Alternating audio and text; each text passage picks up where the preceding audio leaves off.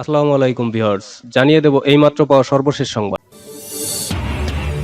মাত্র ৬ আসন পেয়ে ইসরায়েলের প্রধানমন্ত্রী হচ্ছেন বেনেট। ইসরায়েলের চেয়ে অধিক শক্তিশালী হামাস। জানিয়ে দেব ইউরোপীয় নেতাদের উপর যুক্তরাষ্ট্রের গুপ্তচরবৃত্তি।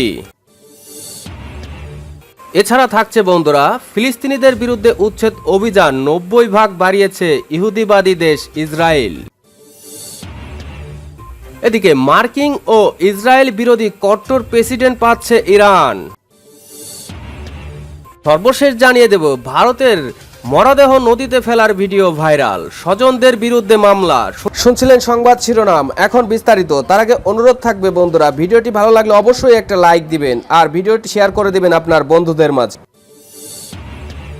সংসদে যে দল থেকে মাত্র ৬টি আসনে বিজয়ী হয়েছে সেই দল থেকেই প্রধানমন্ত্রী হওয়ার ঘটনা ঘটতে যাচ্ছে ইসরায়েলে। জোট সরকারের গঠন নিয়ে নানা আলোচনার পর ইসরায়েলের মধ্যপন্থী দল ইয়েস আতিদের নেতা ইয়ার ল্যাপিড জোট সরকার গঠনের লক্ষ্যে উগ্র জাতীয়তাবাদী নেতা নাফতালি বেনেটের সঙ্গে সমঝোতা চুক্তি করতে যাচ্ছে। সেই চুক্তি অনুসারে আগামী ২ বছরের জন্য উগ্রপন্থী নেতা বেনেট ইসরায়েলের প্রধানমন্ত্রী হিসেবে দায়িত্ব পালন করবে। এরপর মেয়াদের বাকি বছরের জন্য প্রধানমন্ত্রী হবেন লাপিড। এ খবর জানিয়েছে ইসরায়েলি সংবাদ মাধ্যম জেরুজালেম পোস্ট। খবরে বলা হয়, ইসরায়েলের বর্তমান প্রধানমন্ত্রী বেনিয়ামিন নেতানিয়াহুর সরকারকে নামাতে চুক্তির দ্বার প্রান্তে পৌঁছেছে দেশটির বিরোধী দলগুলো। রোববার এই চুক্তির পক্ষে অবস্থান নিয়েছে বেনেটের দল, যাদের ৬টি আসন ইসরায়েলের জোট সরকার গঠনের জন্য গুরুত্বপূর্ণ হয়ে উঠেছিল। এখন জোট সরকার গঠনের জন্য প্রয়োজনীয় আসন জোগাড়ে লাপিডের ৫৭ হাতে ছিল আর মাত্র ২ দিন। শেষ সময়ে এসে উগ্র জাতীয়তাবাদী বেনেটের সঙ্গে চুক্তিবদ্ধ হচ্ছেন তিনি। সম্ভাব্য এই চুক্তি অনুযায়ী ১২০ আসনের ইসরায়েলি পার্লামেন্টে মাত্র ৬ আসন নিয়ে ইসরায়েলের প্রধানমন্ত্রী হতে চলেছেন বেনেট। বিবিসির খবরে বলা হয়, এক যুগ ধরে ক্ষমতায় থাকা নেতানিয়াহুর বিরোধীদের মধ্যে রাজনৈতিক মতাদর্শের মিল খুব সামান্য হলেও একটি জায়গায় তারা সবাই মিলেছেন। প্রত্যেকেই নেতানিয়াহুর শাসনের অবসান চাইছেন। শনিবার রাতে নেতানিয়াহুর লিকুদ পার্টি বেনেট ও অন্যান্য দলের নেতাদের ক্ষমতা ভাগাভাগির প্রস্তাব দেয়। ৩ দফায় প্রধানমন্ত্রিত্ব ভাগ করে নেওয়ার প্রস্তাব দেয় তারা, কিন্তু সেই প্রস্তাবে আর সাড়া মেলেনি। ৭১ বছর বয়সী নেতানিয়াহুর বিরুদ্ধে দুর্নীতির মামলায় বিচার চলছে। বিরুদ্ধ জোটে গিয়ে তাকে ক্ষমতা থেকে উৎখাতে রোববার দলের নেতাদের সঙ্গে বৈঠক করে তাদের সমর্থন নেন বেনেট। গত মার্চে অনুষ্ঠিত ইসরায়েলের জাতীয় নির্বাচনে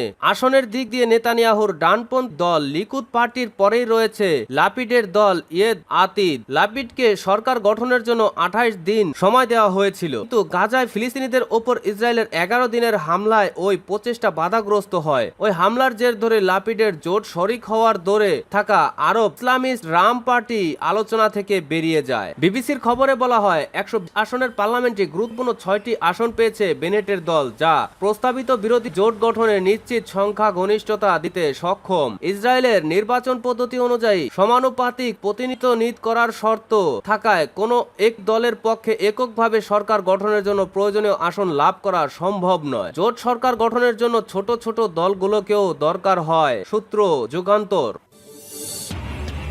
গাজা ভিত্তিক ফিলিস্তিন প্রতিরোধ আন্দোলন হামাসকে ধ্বংস করার জন্য ইহুদিবাদী দখলদার রাষ্ট্র ইসরায়েল ৩০ বছর ধরে সামরিক অভিযান চালিয়ে যাচ্ছে, কিন্তু তাতে হামাস পরাজিত না হয়ে বরং প্রতিনিয়ত আরো শক্তিশালী হচ্ছে। ইসরায়েলি সাংবাদিক ও আর্মির রেডিও বিশ্লেষক জ্যাকি খোজি হামাস নিয়ে এমন মন্তব্যই করেছেন। নিউজ এজেন্সির মতে, ইসরায়েলি দৈনিক পত্রিকা মারিভে খোজি ইসরায়েলকে চাপে রাখতে হামাসের সফলতা নিয়ে কথা বলেন। ইসরায়েলের ব্যাপক হামলার শত শত লোক নিহত হওয়া, বড় বড় ভবন ধসে পড়া, টানেল ধ্বংস হওয়ার পরেও হামাসের যোদ্ধা ও তাদের সাথীরা অব্যাহতভাবে ইসরায়েলকে প্ররোচিত করে যাচ্ছে এমন ভাব প্রকাশ করছে যে মনে হচ্ছে এসব হামলায় তাদের কিছুই হয়নি। সময় যত গড়াচ্ছে ফিলিস্তিনি গ্রুপগুলো সাহস তত বাড়ছে।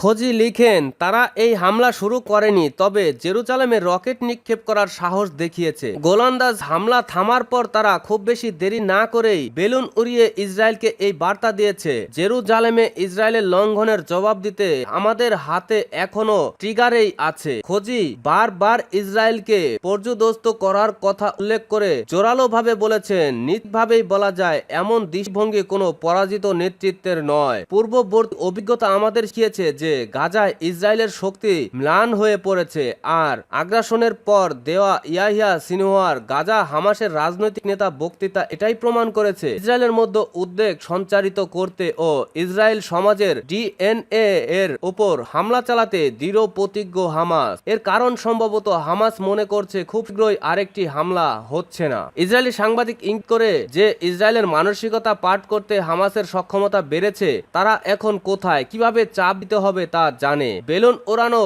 রকেট নিক্ষেপ বা মধ্যস্থতাকারী নিয়োগেই এর প্রমাণ। তাদের প্রতি পদক্ষেপে নির্দিষ্ট সময় নির্দিষ্ট প্রয়োজন মেটানোর লক্ষ্য প্রণীত। খোঁজির মতে ইসরায়েল কি হচ্ছে সে সম্পর্কে হামাস এখন সচেতন, অর্থাৎ হামাসের ব্যাপারে ইসরায়েলের সিদ্ধান্ত আসলে ইসরায়েলের প্রয়োজন থেকেই সৃষ্টি, আর হামাস জানে সেটা সাধারণত হয় নির্বাচনের জন্য বা প্রতিশোধ নিতে। সূত্র অধিকার।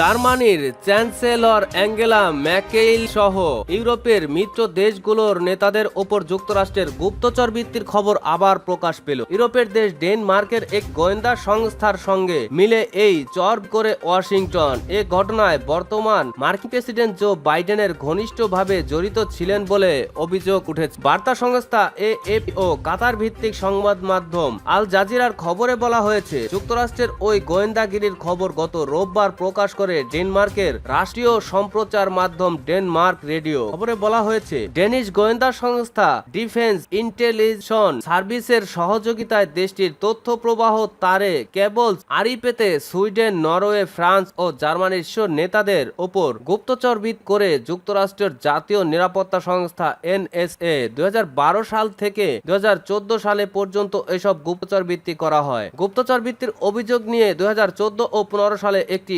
অভ্যন্তরীণ তদন্ত করে ডিফেন্স ইন্টেলিজেন্স সার্ভিস, সেখানে এই তথ্য উঠে এসেছে। শ্রেণীবদ্ধ এই তথ্য পেয়েছে এমন 9টি অজ্ঞাত সূত্র ডেনমার্ক রেডিওকে এই তথ্য জানিয়েছে। ডেনমার্ক রেডিওর প্রতিবেদনে আরো বলা হয়েছে, যুক্তরাষ্ট্রের সবচেয়ে সন্দেহ ছিল জার্মানির নেতাদের ঘিরে দেশটির চ্যান্সেলর মার্কেল, এছাড়া তৎকালীন পররাষ্ট্রমন্ত্রী ফ্রাঙ্ক ওয়াল্ডার স্টেইনমেয়ের ও বিরোধী দলের সাবেক নেতা পিয়ার স্টেইনব্রকের ওপরও গুপ্তচর বৃত্তি করে এনএসএ। ডেনমার্কের ডিফেন্স ইন্টেলিজেন্স সার্ভিসের তদন্তে আরো বলা হয়েছে, ইন্টারনেট তারের মাধ্যমে ডেনমার্ক আদান প্রদান তথ্য প্রবাহে প্রবেশ করে এনএসএ। তারা বার্তা, টেলিফোন কল, সার্চিং সহ ইন্টারনেট ট্রাফিক, চ্যাট, মেসেজিং সার্ভিসে আড়ি পাতে।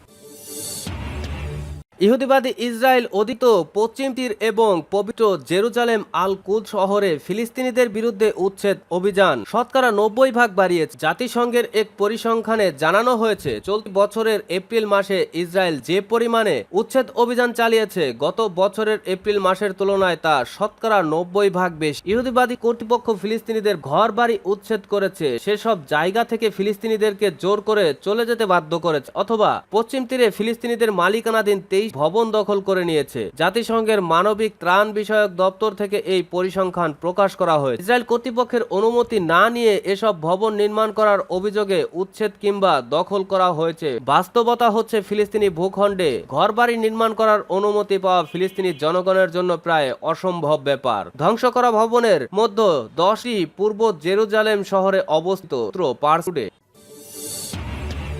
আগামী 18 জুন ইরানের 13তম প্রেসিডেন্ট নির্বাচন। যুক্তরাষ্ট্র ও ইসরায়েলের বিরুদ্ধে অবস্থান নিয়ে আলোচনায় থাকা মধ্যপ্রাচ্যর পরাশক ইরানে কে হচ্ছেন পরবর্তী প্রেসিডেন্ট তা নিয়ে শুরু হয়েছে নানা জল্পনা। প্রায় 1600 প্রার্থীর মধ্য থেকে প্রেসিডেন্ট পদের জন্য 7 জনকে যোগ্য ঘোষণা করা হলেও সবার নজর দেশটির বিচার বিভাগের প্রধান ইব্রাহিম রাইসির দিকে। 1979 সালের বিপ্লবের পর ইরানের বড় সব সিদ্ধান্ত নেওয়ার একক ক্ষমতা দেশটির সর্বোচ্চ নেতা আয়াতুল্লাহ খামিনির হাতে, তাই প্রেসিডেন্ট নির্বাচনেও খামিনির প্রভাব থাকে অনেক বেশি। এবারের নির্বাচনে সর্বোচ্চ নেতার সমর্থন পাচ্ছেন তারই ঘনিষ্ঠ হিসেবে পরিচিত ইব্রাহিম রাইস। কট্টর রক্ষণ পশ্চিমা বিরোধী এই নেতার জয় নিশ্চিত করতে এরই মধ্যে বাতিল করা হয়েছে সাবেক প্রেসিডেন্ট মাহমুদ আহমেদিনেজাদ কিংবা সাবেক স্পিকার আলী লারিজানির মতো শক্তিশালী নেতার প্রার্থিতা। বিশ্লেষকরা বলছেন, আসন্ন নির্বাচনে বড় ব্যবধানের জয় পেতে যাচ্ছেন ইব্রাহিম ইব্রাহিম রাইসি। বিচার ব্যবস্থার ওপর এইচডি ডিগ্রিধারী রাইসি এরই মধ্যে ঘোষণা করেছেন তার নির্বাচনী প্রতিশ্রুতি, দুর্নীতির বিরুদ্ধে কঠোর অবস্থানে তিনি। ইব্রাহিম রাইসি বলেন, আমি এক শক্তিশালী এবং জনপ্রিয় প্রশাসন গড়তে চাই যার মাধ্যমে দুর্নীতি কঠোর হাতে দমন করা হবে, আর এমন এক শক্তিশালী ইরান গঠন করব যা শত্রুদের জন্য দুঃস্বপ্ন হয়ে দেখা দেবে। এছাড়া অন্যান্য শীর্ষ নেতার মতো 61 বছর বয়স ইব্রাহিম রাইসি ইসরায়েল ও পশ্চিমাদের কট্টর বিরোধী, যদিও 2017 সালের নির্বাচনে বর্তমান প্রেসিডেন্ট হাসান রোহানির কাছে পরাজিত হয়েছিলেন তিনি। তবে নির্বাচন পর্যবেক্ষকরা বলেছেন এবারের ভোটে শক্তিশালী কোনো প্রার্থী না থাকায় সহজ জয় পেতে যাচ্ছেন আয়াতুল্লাহ খামেনির ঘনিষ্ঠ সহযোগী রাইস। এছাড়া এবার ইরানের প্রেসিডেন্ট নির্বাচনে অংশ নিচ্ছেন সাবেক প্রধান পরমাণু আলোচক সাইদ জালালি, আইআরজির সাবেক কমান্ডার মোহসেন রেজাই সহ মোট 7 প্রার্থী। ভারতে করোনায় মারা যাওয়া ব্যক্তির মরদেহ নদীতে ফেলে দিচ্ছে স্বজনরা, সেই দৃশ্য মুঠোফোনে ধারণ করেছে এক পথচারী। তা এখন নেট দুনিয়ায় রীতিমতো ভাইরাল। মর্মান্তিক এক ঘটনায় স্বজনদের বিরুদ্ধে মামলা পর্যন্ত করেছে স্থানীয় প্রশাসন। ধারণ করা সেই ভিডিওতে দেখা যায় করোনায় মারা যাওয়া এক ব্যক্তির মরদেহ সেতুর ওপর থেকে নদীতে ফেলে দেওয়ার চেষ্টা করছেন 2 ব্যক্তি। ঘটনাটি ভারতের উত্তরপ্রদেশের বলরামপুর জেলার সেতু দিয়ে গাড়িতে যাওয়ার সময় লোকজন মর্মান্তিক এই দৃশ্য ধারণ করেন মোবাইলে, যা এখন নেট দুনিয়ায় রীতিমতো ভাইরাল। খবর পেয়ে সাথে সাথেই ছুটে আসে স্থানীয় প্রশাসন, পরে মরদেহটি উদ্ধার করে পৌঁছে দেওয়া হয় স্বজনদের কাছে। এ ঘটনায় দোষী স্বজনদের বিরুদ্ধে মামলা করেছে পুলিশ। বলরামপুরের প্রধান স্বাস্থ্য কর্মকর্তা জানান, 25 মে করোনা আক্রান্ত হয়ে হাসপাতালে ভর্তি হন ওই ব্যক্তি। 28 মে মারা যান তিনি। পরে মরদেহ স্বজনদের কাছে দেওয়া হলেও গঙ্গায় ফেলে দেয় তারা।